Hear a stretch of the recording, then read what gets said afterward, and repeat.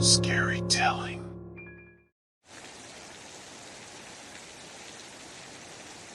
I remember the day my husband, Andrew, and I decided to adopt a dog.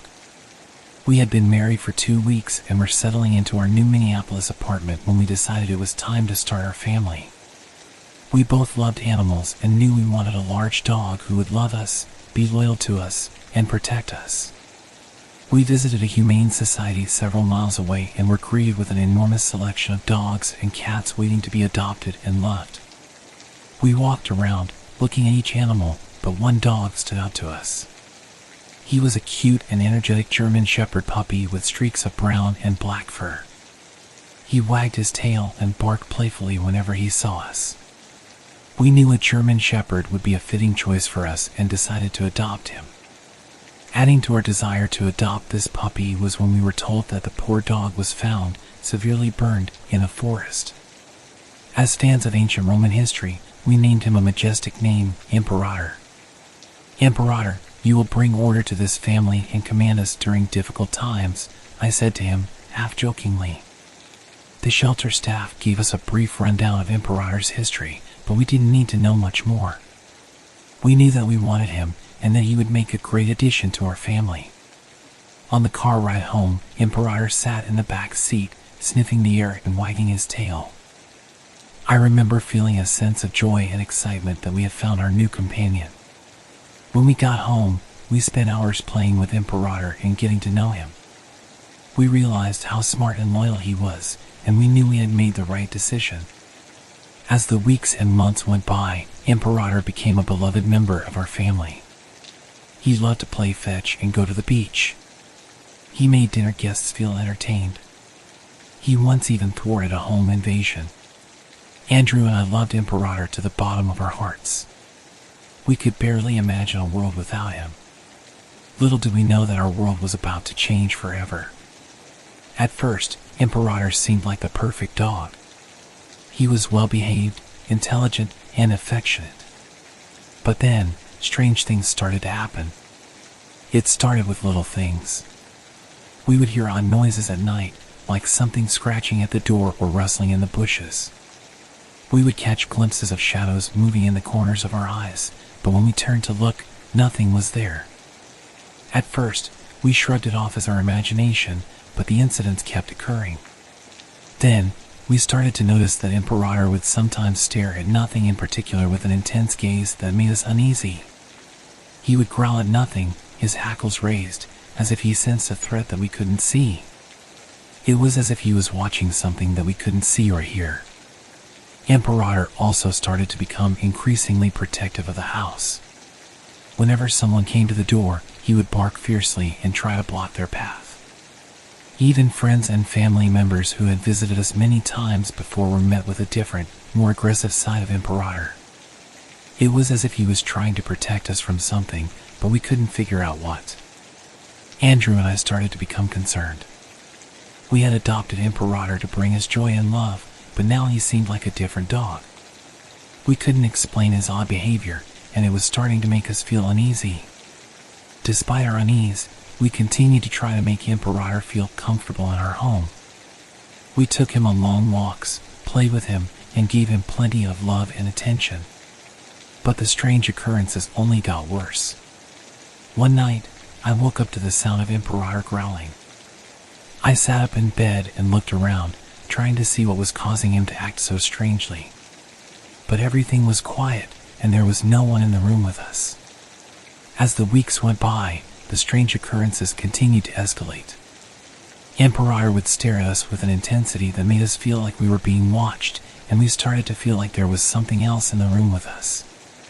We didn't know what was happening, but we knew that something was wrong with our beloved pet.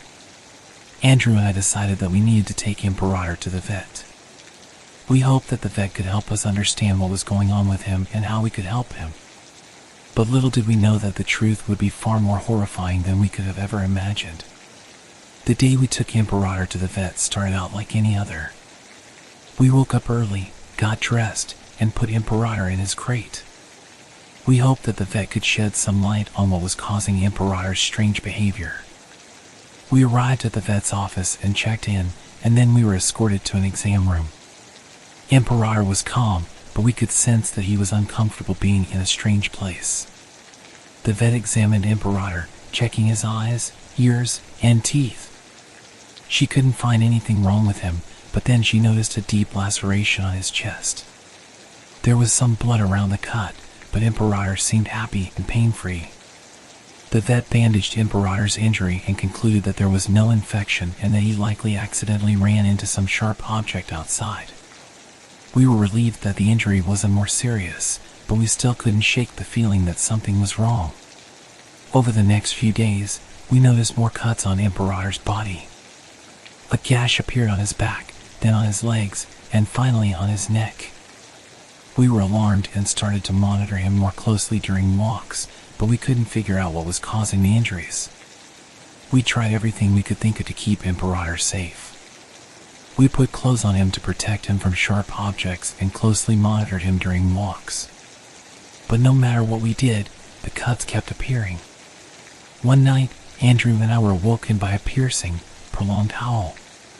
We jumped from our beds and scrambled to the sound in the living room. When we turned on the lights, we saw Emperor lying on the floor, writhing in pain. Fleshy tentacles were erupting from his wounds, and his face was swollen to the size of a watermelon. We watched in horror and disbelief as 8 slender, reptilian legs grew from Emperor's sides. We were paralyzed with fear as we watched our beloved pet transform into something that was both terrifying and alien. Emperor's eyes glowed with a malevolent intelligence as he lunged at us, his jaws opening impossibly wide. We could see something slithering and squelching inside his body. We had no idea what had taken over our dog, but we knew that it was something beyond our understanding. Andrew and I fought back with everything we had, but we were no match for the twisted abomination that had once been our loyal companion.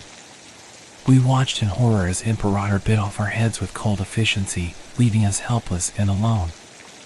As we drifted into darkness, we knew that the world would never be the same again. We had witnessed the birth of a new kind of horror, something that was both beyond our understanding and beyond our ability to defeat.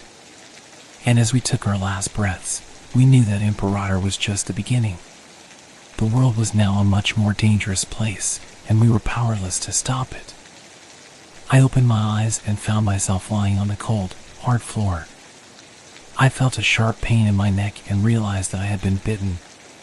My husband Andrew was lying next to me, his head severed from his body. It was a gruesome sight that made my stomach turn.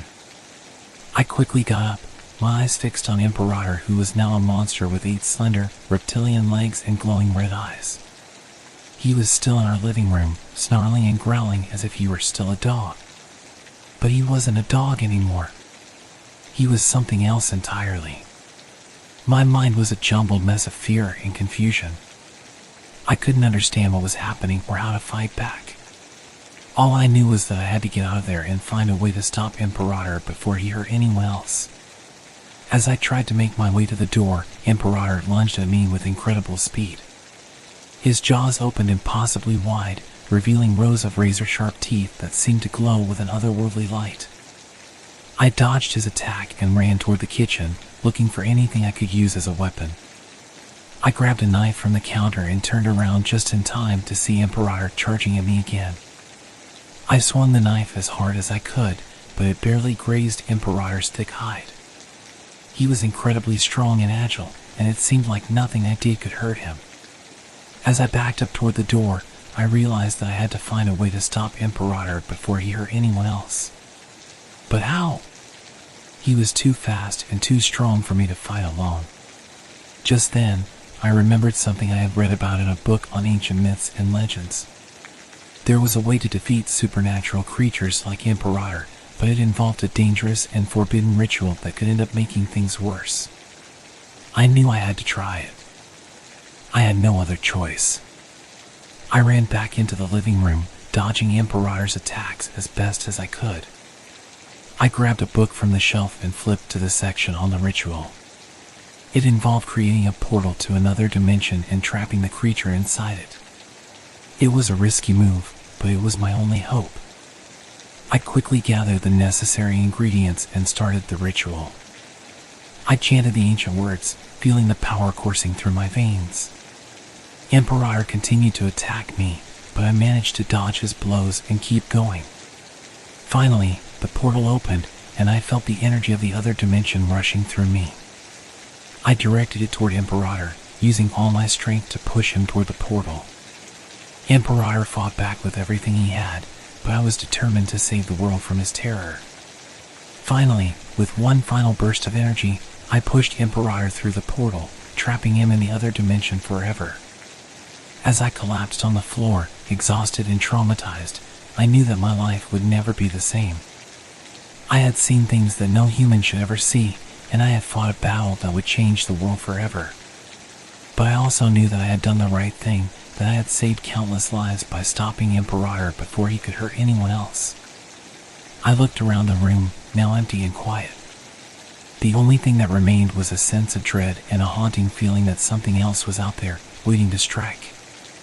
I knew that I had to be ready for whatever came next, for whatever horrors lurked in the shadows of our world.